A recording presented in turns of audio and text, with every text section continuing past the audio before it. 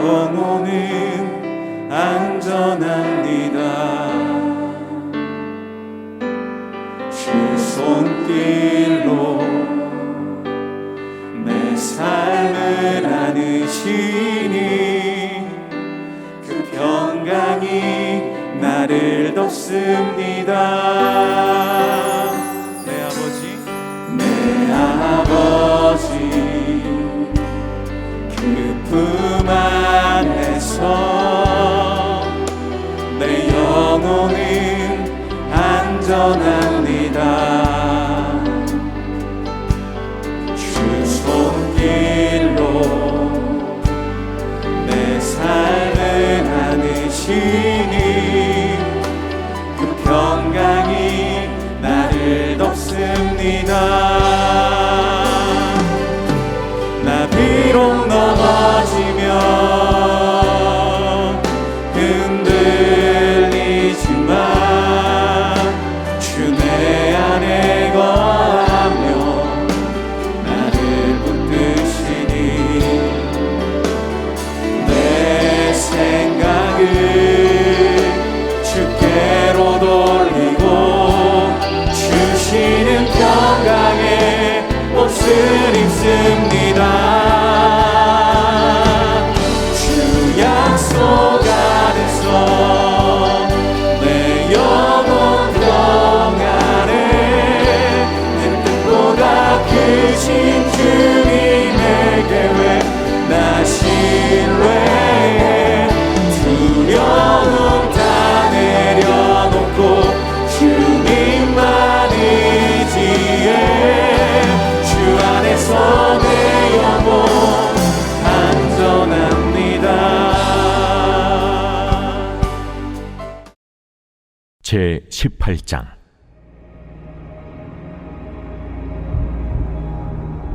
여호와께로부터 예레미야에게 임한 말씀에 이르시되 너는 일어나 토기장이의 집으로 내려가라. 내가 거기에서 내 말을 네게 들려주리라.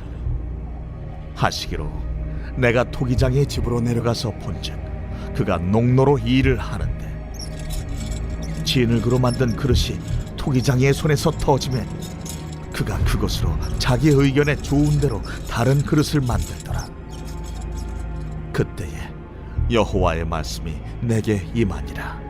이르시되 여호와의 말씀이니라. 이스라엘 족속아, 이 토기장이가 하는 것 같이 내가 능히 너에게 행하지 못하겠느냐?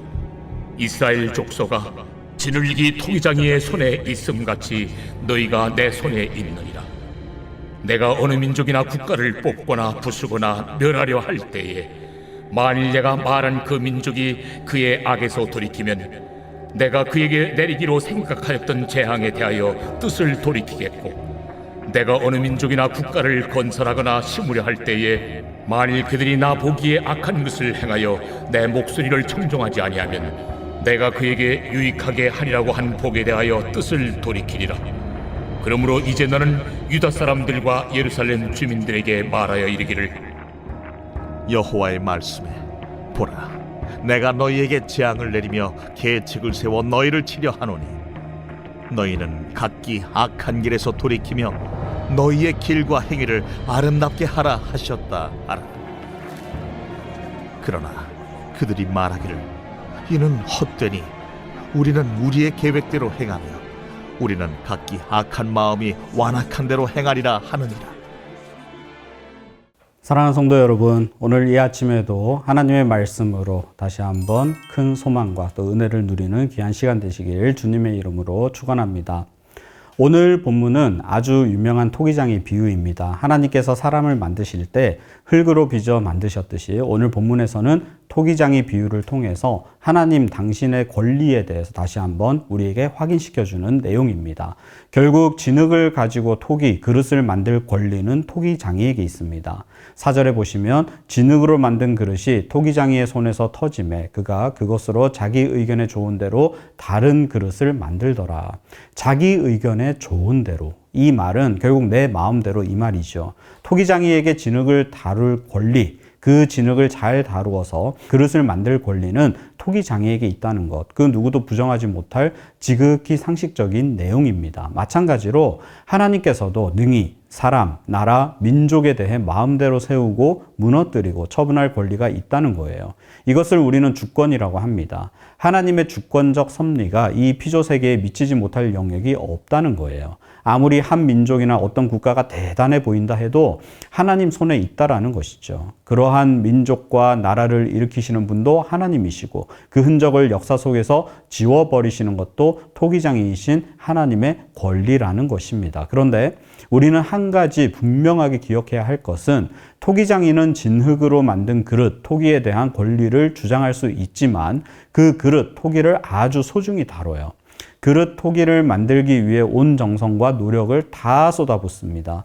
토기장이의 열정이 오롯이 녹아 있는 것이 바로 토기입니다. 그래서 소중하게 다룰 수밖에 없어요. 하물며 하나님께서는 우리를 그렇게 다루지 않으시겠습니까? 토기장이 하나님은 얼마든지 뽑고 파하고 멸할 수도 있고 건설하고 심을 수도 있지만 결코 충동적이고 자의적으로 그 주권을 마구잡이로 행사하지는 않으십니다. 우리를 자유의지를 가진 인격적인 파트너로 창조하셨고 인격이신 하나님은 우리를 인격적으로 대하시죠. 그래서 좀 못난 구석이 있고 심지어 모든 권리를 가지고 있는 토기장이의 말을 듣지 않는 진흙이라 하더라도 끝까지 인내하며 기다려 주시더라라는 것입니다.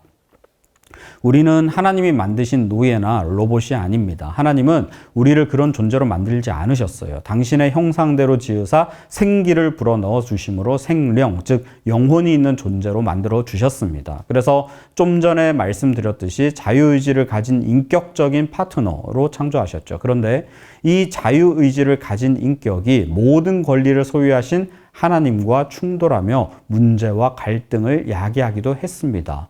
하나님은 태초의 인간 아담을 창조하시고 선악과를 가운데 두시며 동산 모든 나무의 실과는 먹을 수 있으나 선악을 알게 하는 나무의 열매는 먹지 마 이렇게 명령하셨어요. 이것은 하나님의 형상대로 지음받은 자유의지를 가진 인간이 모든 자유를 누릴 수는 있지만 그럼에도 불구하고 당신의 그 위치, 인간의 위치를 알라는 것입니다. 창조주이신 하나님께 속한 하나님의 소유물이요. 피조물이라고 하는 사실을 잊지 말라라고 하는 그 배려 차원에서 선악과를 만들어 주셨고 먹지 마라고 하는 직접적 명령을 주셨어요. 먹지 마라고 하는 그 명령을 내릴 권리가 하나님께 있음을 알게 하신 것이고 그 권리를 소유하신 하나님께 먹지 않는 실제적 순종으로 권리를 인정해 드려야 하는 것이 바로 인간임을 명확히 하신 것입니다. 그래야지만 그 선을 지켜야지만 인간은 영생복락을 누리는 원래 하나님이 지으신 존재와 그 의도대로 살아가며 하나님의 축복을 누리는 것입니다. 그런데 인간은 그 선을 넘어버렸어요. 의지적 결단과 행동으로 선을 넘어 선악과를 먹었습니다. 먹지 마라고 하는 그 명령에 자신을 가두기 싫어했어요. 먹지 마라고 하는 하나님의 권리를 인정하기 싫어했어요. 오히려 먹지 마라고 하는 명령할 수 있는 그런 자리에 올라서기를 원했습니다. 그래서 먹지 마라고 하는 그 명령을 할 수 있는 권리를 하나님과 같이 갖고자 했던 거예요. 그래서 먹었어요. 이것이 불순종이고 불순종의 결과가 죄가 되었으며 죄의 삭은 사망이 되어 인간은 영원히 생명을 누리고 살아갈 수 있는 존재에서 사망의 그늘에 앉아 신음하는 존재로 전락해버린 것입니다. 마치 진흙이 토기장이의 손에 자신을 맡기지 않고 왜 자꾸 나를 주물거리고 내가 원하지 않는 형체를 만들어가는 거야? 라고 소리치며 토기장이의 손에서 벗어나려고 하는 것처럼 인간은 하나님이 주신 자유의지를 가지고 하나님의 자리를 차지하려고 했던 것입니다. 그런데 제2의 아담으로 오신 예수 그리스도 역시 이러한 도전이 시험이 있으셨어요. 첫 번째 아담이 불순종하여 낳은 죄로 죽을 수밖에 없는 우리의 죄를 없애버리기 위해 대신 십자가에 달려 죽으셔야 했는데 그것이 너무나 고통스러우셨습니다. 하나님 앞에서 저주받아서 그 관계가 단절되는 것이 너무나 고통스러우셨어요. 그래서 하나님께 너무나 간절히 땀방울이 핏방울이 되도록 애원하며 밤새 간구하셨습니다. 하실 수 있으시거든 이 잔을, 십자가의 잔을 내게서 돌려달라고. 이것이 제2의 아담으로 오신 예수님의 요청이셨어요. 하지만 제2의 아담으로 오신 예수님은 첫 번째 아담과는 다르셨습니다. 그러나 내 뜻대로 하지 마옵시고 아버지 뜻대로 하옵소서. 이 모든 권리를 하나님께 넘겨드리셨어요. 하나님의 권리를 인정하고 그 뜻에 철저하게 순종하셨습니다. 그 순종은 목숨을 내어놓기까지 죽음을 담보한 순종이었습니다. 하지만 불순종의 결과로 죄의 노예가 된 인간은 자기 소견에 옳은 대로 행하는 사사기의 평가처럼 그러한 삶을 추구하고 살아가려고 해요. 진흙은 토기장이가 그 의견에 좋은 대로 진흙을 다룰 수 있도록 내어줘야 되는데 그렇게 하지 못하더라는 것입니다. 고질병도 이런 고질병이 없죠. 오늘 본문 4절을 다시 보시면 진흙으로 만든 그릇이 토기장이의 손에서 터짐에 그가 그것으로 자기 의견에 좋은 대로 다른 그릇을 만들더라. 토기장이는 자기 의견에 좋은 대로 만들 권리가 있는데 이 권리와 충돌하는 것이었습니다.